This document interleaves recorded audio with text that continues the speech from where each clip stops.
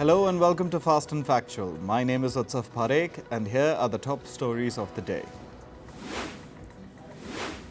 The United Nations Security Council has voted in favor of a ceasefire in Gaza. The UN body backed the proposal presented by US President Joe Biden and has called on Israel and Hamas to implement it without delay. 14 out of the 15 UNSC members voted in favor of Biden's three-phase ceasefire plan, while Russia abstained from the vote. US Secretary of State Antony Blinken is on his 8th visit to West Asia. The top US diplomat urged West Asian leaders to press Hamas to agree to a ceasefire proposal. Blinken also met Israeli Prime Minister Benjamin Netanyahu, and he spoke to Defense Minister Yoav Gallant. He earlier had talks in Cairo with Egyptian President Abdel Fattah al-Sisi. The Israeli army has released a video showing airstrikes on Hamas targets in Gaza. The Israeli Defense Forces have said that they struck Hamas terrorist infrastructure. The recent video comes amid Israel's large assault in central Gaza. Israel has released a video of hostage rescue operations in Gaza. The video shows Israeli forces raiding a house where the hostages were held captive. Israel had rescued 4 hostages alive on June 8th during its assault in a refugee camp. Israel reportedly struck a convoy of tankers in northeastern Lebanon, killing 3 Hezbollah members. The Israeli army also released a video showing an alleged interception of suspicious aerial targets from Lebanon into the Golan Heights area. Amid a war with Hamas, the Israeli parliament voted to revive a controversial law to conscript ultra-Orthodox religious students into the military. Israel's ultra-Orthodox Jewish people have traditionally resisted serving in the armed forces. Yemen's Houthi rebels have claimed to arrest an alleged American-Israeli spy network. The claim follows the detention of several United Nations personnel in Yemen. According to the Houthis, the network included former US embassy staff, and it gathered information on Yemen's security, military, economic, and political affairs. South Korean troops fired warning shots after North Korean soldiers crossed the border this week. This comes amid simmering tensions between the two nations. Pyongyang has resumed sending trash via balloon to South Korea, while Seoul started loudspeaker broadcasts directed at the north. 4 American educators were injured in a stabbing attack in Jilin City in China. They were stabbed with a knife in a city park yesterday. The victims include the brother of the Iowa representative Adam Zabner. The educators were in China to visit a partner university. The Netherlands claims that its warship was harassed by Chinese military aircraft in the East China Sea. It's the latest country to accuse Beijing's forces of creating potentially unsafe situations in international waters.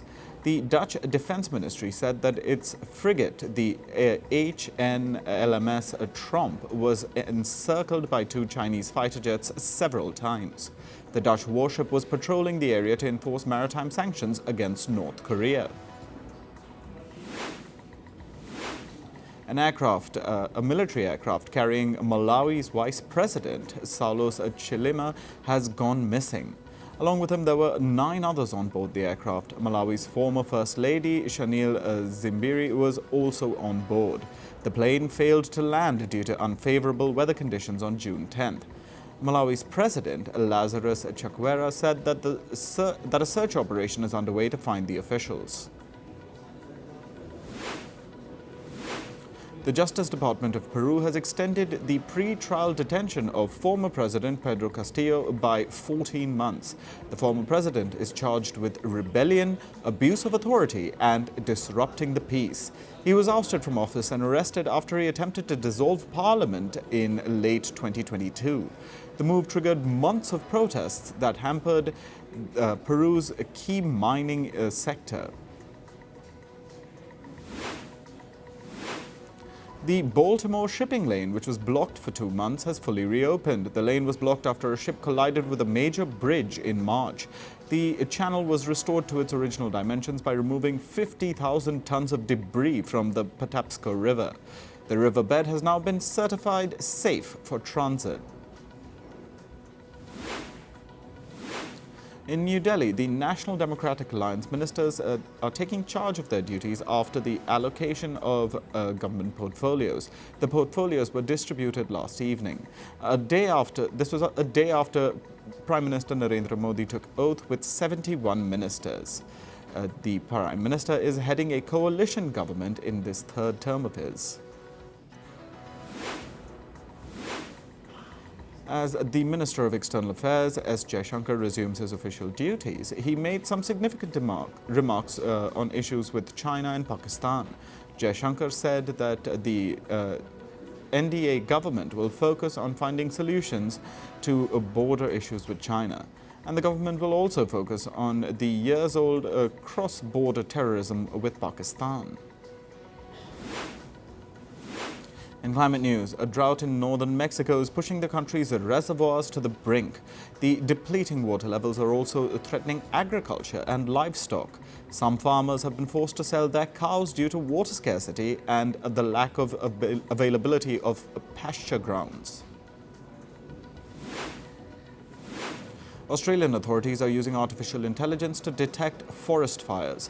Along with AI, surveillance cameras are being used in South Tasmania to monitor the forests. As soon as officials detect a sign of a fire, they immediately send out an alert. The AI software was trained to understand the difference between what is a fire and what is not. Greece is all set to experience the season's first heat wave starting today.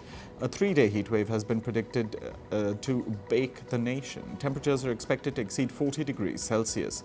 Authorities have also warned of a high risk of wildfires.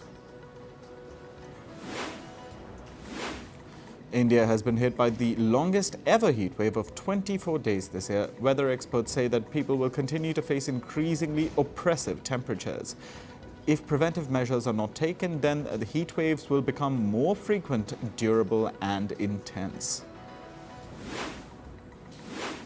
According to a university in Singapore, air pollution has been linked to the premature deaths of 135 million people. This data has been collected from 1980 to 2020. The study found that people were dying younger than the average life expectancy. Weather patterns increased the deaths by 14%, according to the study. On to business and tech news. Apple unveiled several artificial intelligence-powered products at its annual developer conference yesterday. The firm announced plans to add OpenAI's chatbot, ChatGPT, to all its devices. The iPhone maker also launched its own AI initiative called Apple Intelligence. This technology aims to enhance Apple's products, spanning from the iPhone and Mac. A new version of the voice assistant Siri has also been introduced. The AI-powered Siri can now write emails and adjust its voice tone depending on the occasion. Meanwhile, American billionaire Elon Musk has lashed out again at Apple. Musk says he'll ban iPhones at his firms if ChatGPT is added to Apple's operating system. He called Apple's plan a security violation and alleged that the ChatGPT maker OpenAI is selling user data. Musk owns the electronic car giant Tesla, the spacecraft firm SpaceX, and the social media platform X, among other things. He said visitors to his companies would have to leave their iPhones at the door. Social media giant Meta says it will start using user content from the European Union to train its artificial intelligence models. Meta will use publicly shared content on its platforms like Instagram and Facebook. The firm says that users will be notified if their data is used in AI training. So far, Meta has not used content from EU users for AI development. This is due to the EU's rules that require users to be informed about how their data is being used. US chipmaker Intel is reportedly halting its plans for a new factory in Israel. The $25 billion factory was announced last year. Israel's government has allocated a $3.2 billion grant to Intel to build the factory. However, Intel now says that it is, quote-unquote, adapting to changing timelines. American information technology firm Cognizant is acquiring a design and software firm Belkin. The deal has been estimated at $1.3 billion. The Ohio-based Belkin provides services like design, software, manufacturing, and engineering. Some of its clients include Boeing, General Motors, and Rolls-Royce. The acquisition is expected to strengthen Cognizant's market position in the IT sector. Ride-hailing giant Uber has lost a case challenging a California state law. The law requires the ride-hailing firms to treat their drivers as employees rather than independent contractors. Uber has accused the law of singling out the transportation sector. However, a court in San Francisco has upheld the law. Uber says that the ruling will not change its relationship with drivers. A U.S. Senate committee is expanding its probe against the German car maker BMW. The panel has asked BMW to provide more details about its supply chain. Last month, a U.S. Senate report found that BMW and some other car makers imported car parts from a banned Chinese supplier. The Chinese supplier has been banned by the U.S. After being accused of using forced labor in its production. An Italian unit of the French luxury firm LVMH has been placed under court administration. It has been accused of employing a Chinese contractor which allegedly mistreats workers. The unit makes handbags for the Dior brand. Last month, similar actions were taken against the Armani group. Recently, Italy has been cracking down on fashion brands that use forced labor in their supply chains. American investment firm Elliott Investment Management has called for leadership changes at Southwest Airlines. This is after the investment firm revealed that it has bought an 11% stake in Southwest. Elliott says that the carrier needs fresh perspectives to compete in the industry. Southwest Airlines has been facing a slowdown. The airline expects its revenue growth to decline in the next quarter. The Indian stock market opened flat after hitting a record high yesterday. Both Sensex and Nifty were trading with marginal gains in the afternoon. Sensex is trading above the 76,600 mark, while Nifty is at the 23,300 level. This comes as India's Prime Minister Narendra Modi allocated ministries for his third term. Nirmala Sitharaman is returning as India's finance minister. Moving to sports. In cricket, South Africa defeated Bangladesh by 4 runs in the T20 World Cup match. Bangladesh failed to chase South Africa's 113-run target. South Africa's Heinrich Klaasen scored 46 of 44 balls. He was also the player of the match. Wasim Akram went at criticising Pakistan's performance in the ongoing T20 Cricket World Cup. He took to social media and called for the need for radical changes in the team. Wasim Akram suggested that bringing in a new team with 6 to 7 players would be beneficial. He ended his message by saying that Pakistan doesn't deserve to go into the Super 8. 3 Valencia fans have been sentenced to 8 months of jail time. They've been accused of hate crimes against a Real Madrid player, Vinicius Jr. They've also been banned from entering football stadiums for 2 years. This is the first conviction for racist insults in a football stadium in Spain. The incident happened last May when racist slurs were hurled at Vinicius during a match. Benin defeated Nigeria in the 2026 FIFA World Cup qualifier match. Benin handed a 2-1 defeat to Nigeria. Jodel Dosso and Steve Moni scored 1 goal each for Benin, denting Nigeria's World Cup qualifying campaign. The Dutch midfielder Frenkie de Jong has been ruled out of the Euro 2024 tournament. This is after he failed to recover from an ankle injury. The Dutch Football Association stated that he won't be able to play at the required level for the next 3 weeks. The Chilean and Paraguayan national teams are gearing up for their friendly match in the run-up to the Copa America. The match is set to take place on June 11th at the Estadio Nacional in Santiago. Copa America will kick off on June 20th and will be hosted in the United States. Italian tennis star Jannik Sinner has replaced Novak Djokovic as #1 in the men's singles rankings. At 22, Sinner became the first Italian to achieve this feat. He now looks forward to winning Wimbledon next.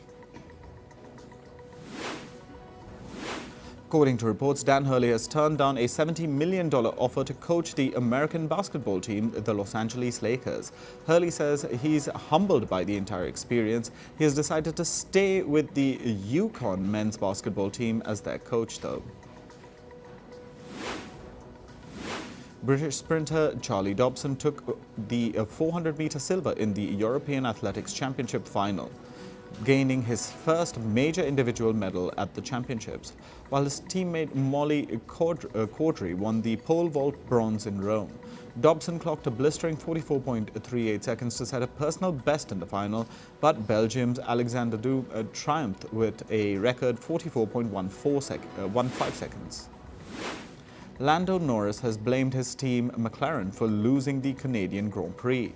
The British driver took second place in the Canadian Grand Prix on Sunday. Norris says that he could have won if his team had made a quicker pit stop call. Red Bull's Max Verstappen won the Canadian Grand Prix. In entertainment news, the nominations for the 40th Annual Television Critics Awards are out. Shows like Baby Reindeer, The Bear and Ripley have been nominated for the Program of the Year. Meanwhile, shows like Girls 5 Ever, Hacks and Abbott Elementary are in the race for Outstanding Achievement in Comedy. Fallout, Mr. and Mrs. Smith and X-Men 97 have been nominated for Outstanding New Program. Season 2 of House of the Dragon will start streaming from the 16th of June. The eight-episode series promises more blood, fire and power struggles. The show is set 2 centuries before the events of the popular show Game of Thrones.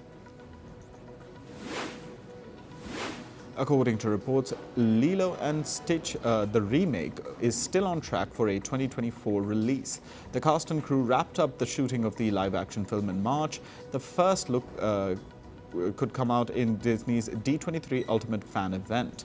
The story is about a lonely human girl who befriends a dog-like alien. According to reports, Sandra Bullock and Nicole Kidman are in talks to reunite for a Practical Magic sequel. Bullock and Kidman are also expected to produce the film.